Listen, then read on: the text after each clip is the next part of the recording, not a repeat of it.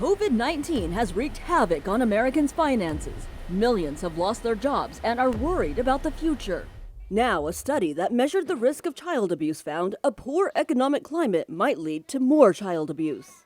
Researchers analyzed data on nearly 5,000 families where the mothers self-reported their behaviors before, during, and after the Great Recession of 2008. They found the risk for abuse by mothers increased at the time of the Great Recession.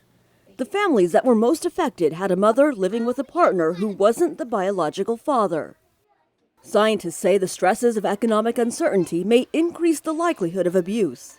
But parents should reach out for help. Accessing economic support, social technology, mental health professionals, and parent educators are good sources for support during this time. The bottom line? Parents should know they're not alone in their struggles.